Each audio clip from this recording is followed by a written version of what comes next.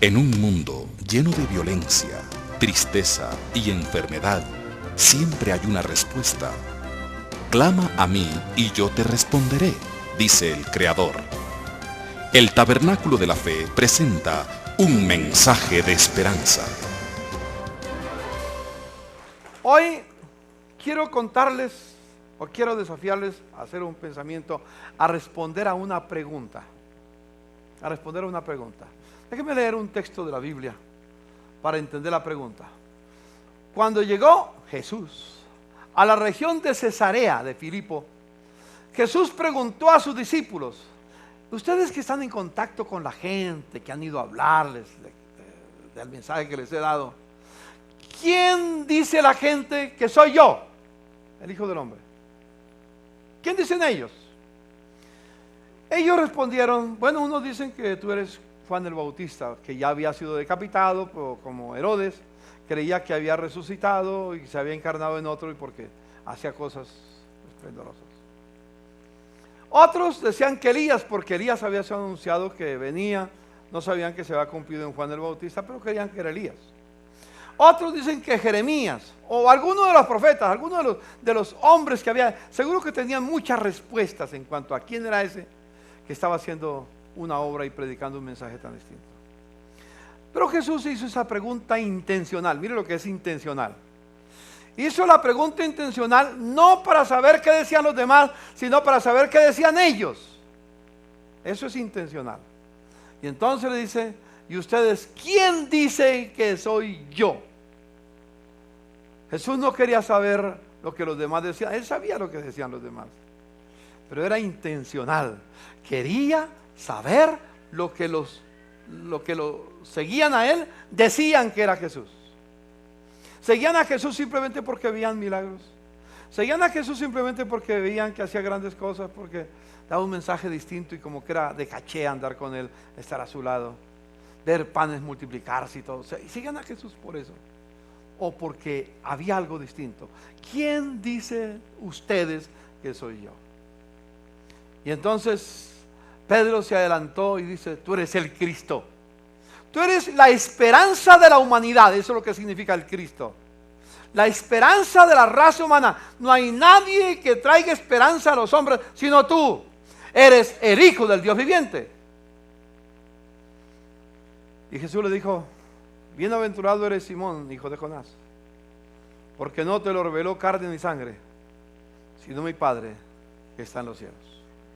La pregunta que yo tengo para ustedes esta mañana: ¿quién es Jesús para ti? Es una pregunta que debemos responder. ¿Quién es Jesús para la raza humana? Es una pregunta que la raza humana, cada uno individualmente en su momento, tendrá que responder. Por ejemplo, cuando miramos lo que los hombres han dicho en cuanto a Jesús, C.S. Lewis dijo en una oportunidad estas palabras: aquí estoy, dice Lewis, tratando de evitar que alguno diga la gran tontería que la gente a menudo dice de él. Dicen: estoy dispuesto a aceptar que Jesús fue un gran maestro de moral, pero no lo acepto como Dios.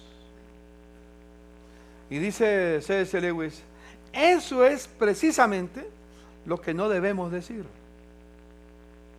Un hombre que hubiera sido solo un hombre y hubiera dicho la clase de cosas que Jesús dijo, no hubiera sido un gran maestro de moral. Hubiera sido un loco, un demente, del mismo nivel del que dice que es un huevo cocido. No sé cuántos de ustedes han tenido la experiencia de ir a un manicomio y escuchar a las personas que están ahí todas las brutalidades que dicen y se lo creen. Están locos. Bueno, puedes creer que Jesús fue un loco si quieres. Uno tiene que decidir, decía Lewis, o decir: o bien este hombre fue y es el Hijo de Dios, o de lo contrario fue un loco o algo peor. Puedes encerrarle por ser un tonto, puedes escupirle y matarle por ser un demonio, o caer a sus pies y decirle Señor y Dios. Eso lo decía C.S. Lewis, muchos años.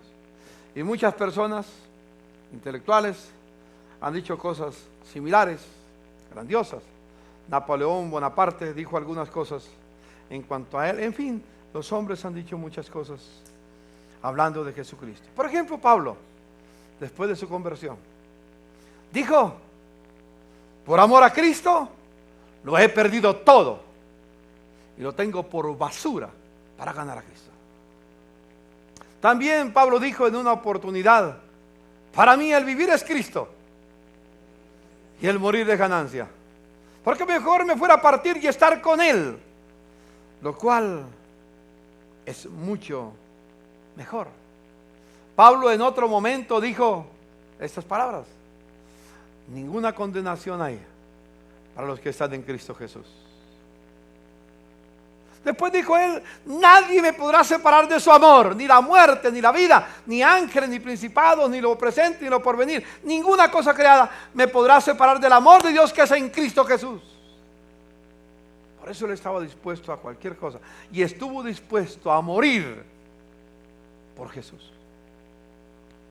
Cuando hay revelación de Cristo en el corazón, como yo sé que el Señor traerá revelación esta mañana por su palabra, aquí está el Espíritu Santo para revelar a Cristo a la vida de los que están presentes, para revelarle a Él. No son mis palabras, no voy a hablar mis palabras, voy a tratar de hablar las palabras de Dios. Cualquier comentario quiero ajustarlo a la palabra del Señor.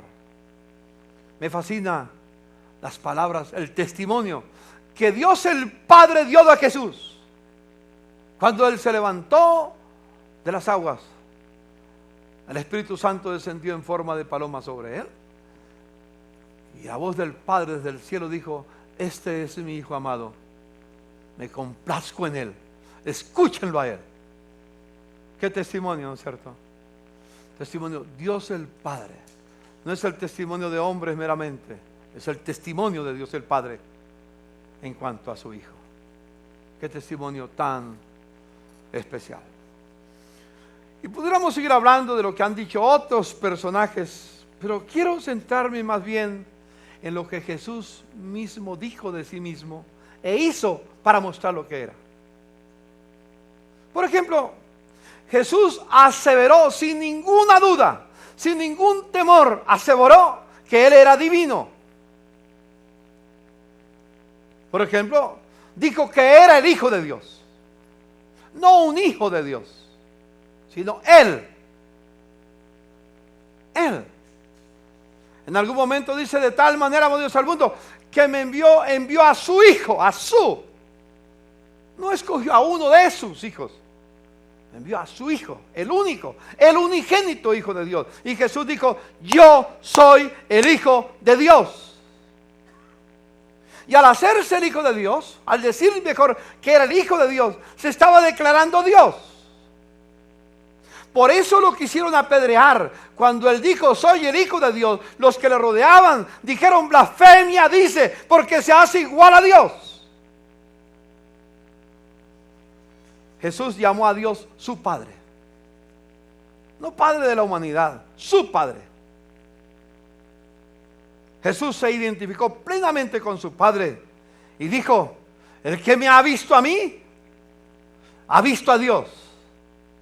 Ahora, si eso no es verdad, era un loco, ¿no es cierto? Si yo les dijera a ustedes: el que me ha visto a mí, ha visto a Dios, me puede llevar al manicomio. Estoy loco.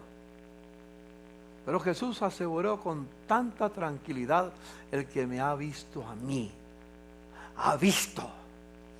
No le quede ninguna duda, ha visto a Dios. Pero Jesús, en sus enseñanzas y en sus palabras que dijo a sus discípulos, dijo estas palabras: que Él mantenía una relación de intimidad con su Padre Celestial. Y dijo: todo lo que el Padre me dice, yo se lo digo a ustedes. La palabra que yo he hablado no es mía, es de mi Padre.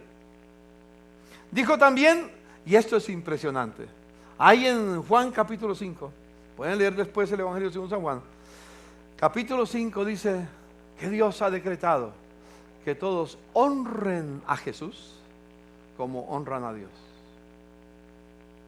Porque el que no honra al Hijo, no honra al Padre. ¿Cómo se le da honra a Cristo, a Dios? Se le da honra reconociendo lo que es el Creador, que es Dios. Se le adora. Se le teme. De la misma manera hay que hacerlo con Cristo. ¿Temes a Jesús? No le digo si les tiene miedo. ¿Temes a Jesús? Temor significa disposición de obedecerle. Y como consecuencia un temor profundo en el corazón de hacer lo contrario que Él exige, que Él pide. Para que todos honren al Hijo como honra al Padre. Porque el que no honra al Hijo, no honra al Padre que lo envió. Pidió, aceptó que lo adoraran. Aceptó que se inclinaran ante Él y lo adoraran. Y una palabra muy interesante. Cuando Moisés salió y se encontró con la zarza ardiendo, ahí se encontró con el Señor, le dijo: quita tus sandalias de tus pies. Y le dijo: Moisés, te he llamado para que vayas a liberar a mi pueblo. Ve a Faraón y dile que yo te mando, que Dios se apareció en el camino y Él viene para liberar al pueblo de la esclavitud que tiene. Moisés trata de pedir explicaciones a su manera. Y entonces dice: pero un momentico, Dios, si me preguntan, si yo le digo a mi pueblo, al pueblo judío, a los que están esclavizados, que tú me enviaste, y me preguntan cuál es su nombre, ¿qué les digo? ¿Se acuerdan lo que dijo? Dijo: yo soy, me ha enviado. Dígale al pueblo: yo soy, me envió. En ese contexto, en ese marco, Jesús dijo esas palabras: antes que Abraham fuese. Y Abraham había existido hace más de 2000 años atrás, casi 3000 y pico de años atrás había existido. Dijo: antes de que Abraham fuese, yo soy. Los discípulos sabían lo que él quería decir con yo soy. Yo soy significa el creador de los cielos y de la tierra. Significa el que liberó a Israel de la esclavitud. Significa el que creó la raza humana. Él dijo: yo soy. Así que Jesús, vez tras vez, aseveró a sus oyentes, aseveró a sus discípulos y sigue aseverando hoy que eres divino. Por eso está escrito esta Biblia, para decirnos lo que Él dijo de sí mismo. Jesús es Dios. Y pudiera seguir hablando toda la mañana y mucho tiempo sobre lo que Jesús dijo de Él mismo. Pero Jesús no solamente habló de su divinidad. Jesús aseguró que el único camino para volver de regreso a Dios el Padre, para volver de regreso al hogar, era Él. Por eso Jesús dijo: yo soy el camino. No dijo que Él era un camino. Dijo: yo soy Él, el único, no hay más. Y nadie va al Padre sino por mí. Jesús también dijo: les aseguro que el que oye mi palabra y crea al que me envió tiene vida eterna. Le asegura a los que lo siguen que les da vida eterna. No perecerán jamás, no serán juzgados y han pasado de muerte a vida. Antes de tener a Cristo estaba muerto en mis delitos y pecados. Pero cuando recibí a Cristo, la vida vino a mi corazón. Aleluya. Yo nací hace 54 años. Tengo 74. Pero nací hace 54. ¿Sabe cuándo nací? El día que Cristo se convirtió en Señor de mi vida. Amén. ¿Cuántos años tienes tú? Dígale a su hermano. No tu edad cronológica.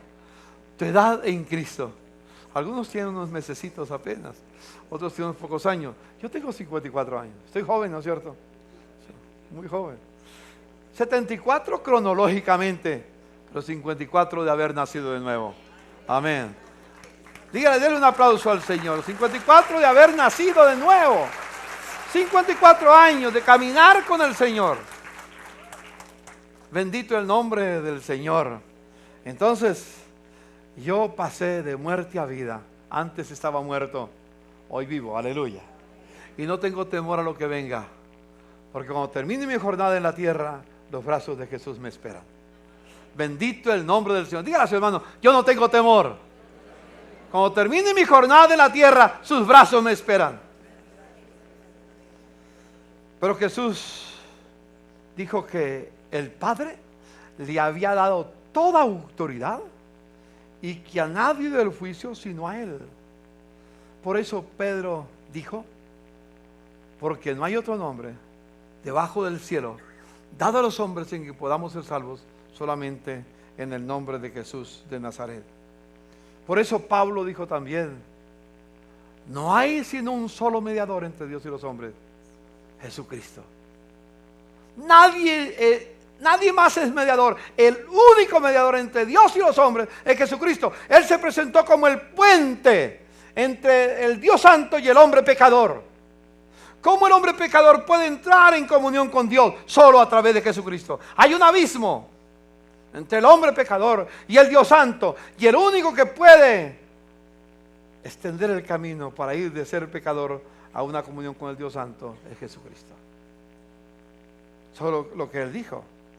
Ahora, Él mostró su divinidad por medio de lo que Él hizo. Por ejemplo, un día estaba con sus discípulos al otro lado en Gadara, al otro lado del mar Galilea, allá en Gadara. Estaba Jesús con sus discípulos, los había llevado. Había echado unos demonios afuera de un individuo que estaba endemoniado, el endemoniado gadareno. Y los demonios habían entrado a los cerdos, se habían desempeñado, habían caído al abismo, despeñado, había caído al abismo. Y le dijo a los discípulos, regresen al otro lado, yo me quedo aquí para orar. Y se fue a la montaña para orar, y los discípulos bajaron, subieron a la barca. Ya oscurecía. Y cuando iban en medio del mar, las olas comenzaron a agitarse violentamente. La barca comenzó a anegarse de agua y parecía que se iba a hundir, y estaban solos. Jesús no estaba con ellos. Y Jesús en la montaña vio lo que estaba pasando con sus discípulos y bajó rápidamente, velozmente por la ladera, y llegó a la orilla y tendió un manto de fe en el mar embravecido y caminó sobre las aguas para acercarse a ellos, para darle fe, para darle esperanza. Cuando Pedro lo ve, dice, es un fantasma. Y él dice, no es un fantasma, soy yo. Pedro, ven a mí. Pedro, con sus ojos puestos en Jesús, comenzó a caminar sobre las aguas. En algún momento dudó y se hundió, pero Jesús lo levantó de las manos y le dice, hombre de fe, hombre de poca fe, ¿por qué dudaste? Pero Jesús probó que Él puede tender un manto de fe sobre las tempestades y caminar sobre ellas. Amén. No importa la tempestad que estés pasando en la vida, Dios extiende el manto de fe para caminar, para llegar a tu lado. Aleluya. Para decirte, no temas, que aquí estoy yo. Bendito el nombre del Señor. No temas, que aquí estoy yo. Leía estos días un pensamiento que cuando las tormentas vienen, las aves se esconden, pero las aves vuelan por encima de las tempestades. Aleluya. A Jesús no lo detiene ninguna tempestad. En otra oportunidad algo similar, pero Jesús estaba con ellos en la barca. Estaba cansado, estaba dormido, y ellos iniciaron la travesía del mar de Galilea. Y me imagino que en esa época era mucho más ancho de lo que es hoy en día. A través del tiempo, pues, las cosas cambian. Es muy ancho. Pero cuando iban en medio del mar, una terrible tormenta, una terrible tempestad, el cielo se ennegreció, los rayos comenzaron a caer y parecía que todos iban a perecer. Los discípulos asustados van a Jesús, que está tranquilo durmiendo, y lo despiertan, maestro, maestro, levántate, no tienes temor que vamos a perecer juntos. Jesús se levanta y dice, ¿por qué temen? Y se para en el cabezal de la embarcación y dice al viento, dice al mar, dice a la tempestad, ¡callen! ¡Silencio! Y cuando Él habló, las olas comenzaron a apaciguarse y hubo paz. Mostró que tiene poder sobre la naturaleza, porque Él la creó. Él la creó y tiene poder sobre todas las cosas. Aleluya. Pero como si fuera poco, un día una multitud que tenía hambre. Y los discípulos le dijeron: maestro, despide la multitud para que vayan a comer a la casa cualquier cosa. No hay fiambre para tantos. Jesús dijo: ¿qué hay? Dijo: hay 5 panes y 2 peces. Dijo Felipe: tráiganlos. Y a la multitud que se siente. Padre, gracias por este momento. Aquí están esos panes y esos 2 peces para alimentar a la multitud. Y dijo a sus discípulos: tomen de la canasta y comiencen a repartir. Comieron más de 5,000 personas ese día, porque Jesús tiene el poder creador. Amén. Él tiene el poder creador. Él demostró por medio de sus obras quién es Él. Sanó los enfermos que nadie podía sanar. Una mujer enferma de un flujo de sangre por más de 18 años tocó el borde del vestido del Señor y fue sana. Un leproso que había sido echado fuera sin ninguna esperanza, Jesús se acercó y lo tocó y fue sano. Todos los enfermos, los mudos, los ciegos, los cojos, los sordos, eran sanados. Y como si fuera poco, resucitó los muertos. Especialmente uno que recordamos mucho, ¿no? A Lázaro. ¿Cuánto tiempo tenía de estar muerto? 4 días. ¿Qué pasa si de un día a otro ya llegue? Con 4 días. Cuando Jesús dijo: quiten la piedra. No, maestro, porque ya llegue. Ya lleva 4 días. Ya ha sido festín de los gusanos. Los gusanos ya hicieron fiesta en él. No se puede hacer nada. Quiten la piedra. Lázaro, ven fuera. De repente vieron a uno que salía y Lázaro volvía a la vida. Mostró que tiene poder sobre la muerte. Sobre la muerte. Pero no solamente eso. Es interesante notar en todo esto que miramos que el Señor Jesús fue acusado de 3 cosas para llevarlo a la muerte. De tener amistad con los pecadores, fue la primera acusación. A los pecadores recibe y con ellos come. No puede ser hijo de Dios. Un fariseo dijo: si este fuera hijo de Dios, sabía qué clase de mujer la que lo toca, que es una pecadora. Pero Jesús le dijo a la mujer: mujer, tus pecados te son perdonados. ¿Quién es eso que perdona pecados? Es el Hijo de Dios. No hay nadie más que pueda perdonar pecados sino Cristo. Aleluya. Mostró hasta la saciedad con su vida, con sus obras, con su ejemplo, con sus enseñanzas quién era Él. Dijo: a Él lo acusaron de presentarse como ser mayor que el sábado. El sábado era un día pero sagradísimo para ellos. Nadie podía hacer nada. Pero Jesús dijo en una oportunidad: yo soy mayor que el sábado. También dijo: yo soy mayor que el templo. También dijo: yo soy mayor que Jonás. Jonás era el profeta más destacado, que por su mensaje, aunque no lo quería, pero su mensaje que Dios le envió a predicar, redimió toda una nación. Pero Jesús dijo también: yo soy mayor que Salomón, el hombre más sabio que la tierra había producido. Jesús dijo: yo soy mayor que él. Por eso lo juzgaron. Pero a Jesús también lo juzgaron, como ya dije antes, por llamarse el Hijo de Dios, haciéndose igual a Dios. Pero todavía hay algo espectacular. Lo crucificaron. Él dio su vida en la cruz de Calvario. Cuando llegó el último momento, dijo: Padre, consumado es. Y dicho esto, inclinó su cabeza y partió. Padre, la obra ha sido realizada. Los que crean tu palabra y confíen en mí tendrán vida eterna. Inclinó su rostro, su cabeza y murió. Lo bajaron, lo enterraron y pusieron en su tumba prestada una piedra inmensa de toneladas. Muy temprano, el primer día de la semana, Cuando las mujeres fueron para ver cómo podían ungir su cuerpo, porque no habían tenido tiempo, encontraron la piedra removida. Entraron y no vieron a nadie.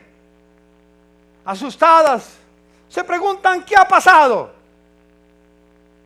Y hay un personaje a la salida del sepulcro. Él le pregunta: ¿y qué buscan, mujeres? Ellas, en su dolor que tenían, dicen que se ha llevado el cuerpo de mi Señor y no sabemos quién, dónde está. Tú lo sabes. Y él dice: María. Ella reconoce la voz y dice: Él no está aquí, aquí estoy vivo, aleluya. Él venció la muerte, aleluya, y venció la muerte para no morir jamás, jamás, jamás. Ese es el Cristo, ese es aquel que estoy preguntando. ¿Quién dicen ustedes que es Él? Es una pregunta que tenemos que hacernos y tenemos que responder. Nadie escapará a eso. Cuando tú termines la jornada en la tierra, como dije antes, no te va a preguntar cuántos millones acumulaste. No te va a preguntar cuántas relaciones tenías en la tierra, cuántas cartas de recomendación tenías. ¿Quién es tu coach? ¿Quién es tu mentor? No le va a preguntar nada de eso. Ni le va a preguntar a qué iglesia pertenecía. Ni le va a preguntar a qué religión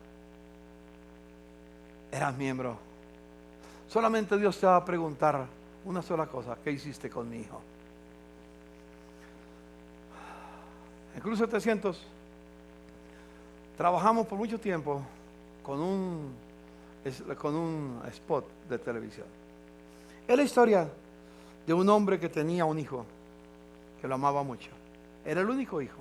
Era un hombre rico, pero especialmente era un hombre que tenía una colección de obras de arte de las más maravillosas de toda la tierra. Donde había una obra de arte, él le iba a comprar con los mejores pintores de la tierra, los mejores artistas de la tierra. Una colección que valía millones, millones de millones, y tenía mucho dinero. Tenía un solo hijo, y ese hijo era el heredero de todo lo que tenía. Pero cuando antes de morir hubo una guerra entre su nación y la nación vecina, y su hijo tuvo que ir a la guerra.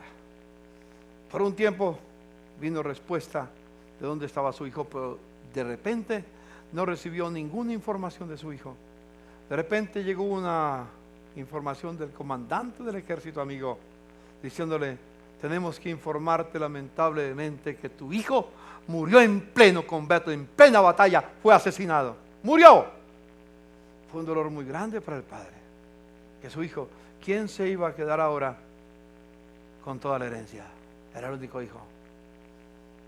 Pasó un tiempo, el anciano con el dolor en su corazón de no tener a su hijo sin saber qué hacer. De repente supo que una persona lo estaba buscando, un joven lo buscaba. Y lo mandó a seguir. Iba con un paquete en sus manos, algo muy grande. Dijo: Señor, yo vine aquí para decirle que yo fui compañero de su hijo en la batalla que él murió. Yo no soy artista, pero recuerdo con tanta gratitud a su hijo, que por él me salvó la vida. Vio un cuadro, lo destapó, un cuadro, el rostro de un hombre. Quizás no era tan semejante a su hijo, porque no era un gran artista, pero le dijo: yo pinté este cuadro en memoria a su hijo, recíbalo. El hombre lo recibió y le dijo, le fue a pagar cuánto le debo, y dijo: no me debes nada, porque sabes una cosa, es una muestra de gratitud contigo y con tu hijo, porque cuando él murió fue por salvarme la vida a mí, por rescatarme a mí. Él dio la vida. No puedo recibirle nada, solamente una gratitud contigo y con su hijo. Es un recuerdo. Se fue. Al poco tiempo el hombre falleció, el padre del muchacho muere, y entonces dejó una orden para subastar todas las obras que tenía, y dieron la noticia a los subastadores de la tierra que iban a subastar todas las obras de este hombre, las riquezas que él tenía, que vinieran, y vinieron gente de todas partes para estar del día de la subasta. Y empezaron la subasta, se abrió la subasta, y el subastador la abrió con el cuadro del hijo que había pintado este joven. Y claro, no era una obra atractiva, era una obra que no tenía encanto en sí mismo, no tenía la firma de un artista famoso. Nadie tenía interés, lo vieron sin atractivo para que lo desearan. Lo vieron como raíz de tierra seca que no tenía ningún valor. Y nadie ofreció nada por él. Y él dice, nadie ofrece nada. Empezó con 50 y comenzó a bajar hasta 3. ¿Quién da 3? $3 por él. Nadie. De repente el jardinero levanta la mano. Y no, era pobre, no tenía plata. Dijo, yo doy los 3. Y hay uno que da 3. ¿Quién da 10? Pero nadie. Nadie. ¿Quién da más de 3? Nadie. Entonces llegó el momento que el subastador dijo, se cierra, vendido el cuadro. Y después de que lo vendió, dijo, tengo noticia para todos ustedes, se cierra la subasta. Todos se enojaron. Habían gastado dinero para venir de todas partes, para los cuadros, pero los cuadros no se han subastado. Y entonces dijo, quiero leer lo que dice el testamento. El que compra el cuadro del hijo se queda con todo.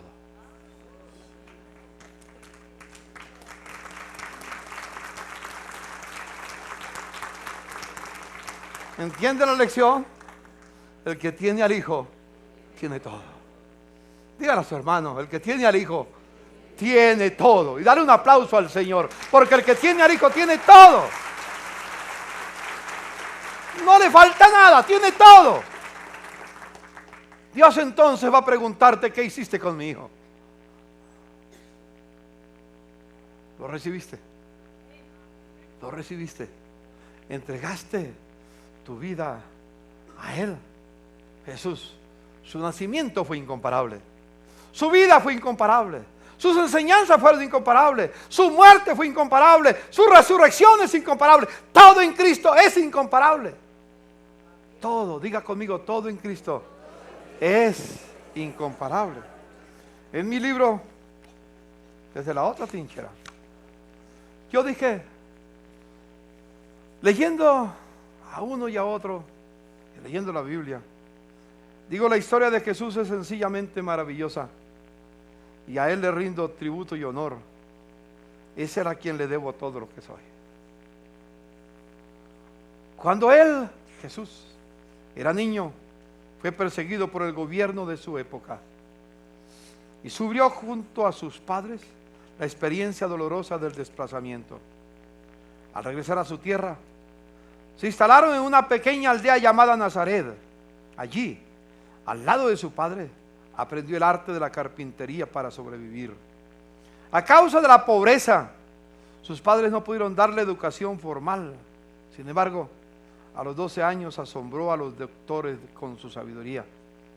Cuando fue adulto, a pesar de sus limitaciones académicas, quienes lo oían se admiraban de sus enseñanzas, porque lo hacía con autoridad y no como los maestros y doctores de su época. Sin haber escrito ningún libro, ha puesto millones de plumas en movimiento comentando su vida y enseñanzas. Sin haber fundado ninguna universidad, cuenta con más discípulos que todos los centros educativos juntos. Él ha sido el tema principal de hermosas obras de arte, poemas, canciones y sermones. Historiadores, científicos, estadistas, educadores, empresarios, deportistas, reformadores y revolucionarios han hallado en él la inspiración para llevar adelante las grandes obras y transformaciones. Sus enseñanzas han dignificado a la mujer, a los niños y terminaron con el horrendo oprobio de la esclavitud. Le han dado sentido y valor a la vida. Inclusive ha señalado con su vida un punto de referencia de lo que significa ser hombre. Su misión en este mundo fue la de hacer de la raza humana una familia que pudiera llamar a su Creador Padre nuestro y que viviéramos en paz, amor y armonía.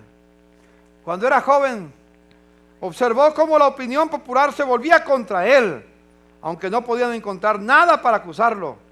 Uno de sus seguidores lo traicionó.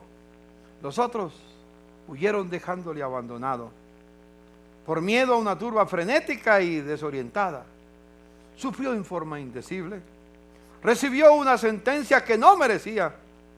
Murió en medio de dos malhechores y fue sepultado en una tumba prestada por un amigo que se compadeció de él. Esta tumba fue sellada y protegida por una guardia para que sus cobardes seguidores no se robaran el cuerpo.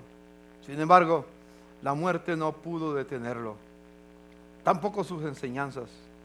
Los nombres de los grandes personajes pronto pasan al olvido, pero el de Jesús se engrandece cada día. Napoleón Bonaparte, hablando con el general Bertrand, un escéptico en lo que concierne a la divinidad de Jesús y a la fe, dijo Napoleón: todo lo de Cristo me asombra. Su temple me infunde respeto y su voluntad me confunde. Él es verdaderamente un ser único. Sus ideas y sentimientos, la verdad que predica, su manera de convencer no pueden ser explicadas por organizaciones humanas ni por ninguna otra cosa. Alejandro, César, Carlomagno y yo mismo hemos fundado imperios. ¿Pero en qué basamos la creación de esos imperios? Sobre la fuerza. Solamente él ha basado su imperio en el amor. Y ahora mismo concluía Napoleón: millones de hombres y mujeres están dispuestos a morir por él. ¿Quién como Jesús? Aleluya. ¿Quién dices tú que es Jesús? Como decía C.S. Lewis, tienes alternativas esta mañana. Puedes decir que Jesús es un loco y que lo que dijo acerca de él fue la acción de un demente. O puede decir que fue un gran dramaturgo que hizo cosas sensacionales para engañar a los que lo veían. O puedes decir que fue un gran mentiroso. O puedes decir también: en este día, Jesús, tú eres mi Señor, me rindo a tus pies. ¿Quieres inclinar el rostro? ¿Cuál es tu respuesta? ¿Qué dirás en este día? ¿Es Jesús el Hijo de Dios? ¿Es Jesús lo que dijo que era? ¿Lo crees? ¿Le entregas tu vida al Señor? ¿Alguna persona esta mañana que todavía no tiene una certeza de ser hijo de Dios y dice: Señor, este día me rindo a tus pies, te reconozco como el Señor y dueño de mi vida? ¿Hay alguien? Quiero orar por ti esta mañana. Levanta tu mano donde estés. Permítame orar por ustedes. Señor, aquí están nuestras vidas. Algunos jóvenes, otros con más experiencia en la vida, mujeres, hombres con distintas experiencias, con distintas luchas. Pero hoy, Señor, tú no has hecho distinción y los llamaste a tus pies, Señor. Yo los bendigo en el nombre de Jesús y declaro sus pecados perdonados, lavados por la sangre de Jesucristo, y declaro sus nombres escritos en el libro de la vida. Y en el futuro, cuando los libros se abran, su nombre estará ya escrito en letras de oro por la sangre de Jesús. Y ellos responderán alegres a tu llamado, y en un abrazo eterno se fundirán contigo, y todos nosotros nos fundiremos para vivir eternamente en tu amor, Señor. Y mientras caminen en esa tierra, los declaro a ellos obedientes, caminando en tu voluntad y haciendo lo que a ti te agrada, siendo testimonio, siendo luz en las tinieblas, y al ser bendecidos, bendiciendo a sus familias a sus seres queridos. Gracias, Padre, en el nombre de Jesús. Amén. Amén.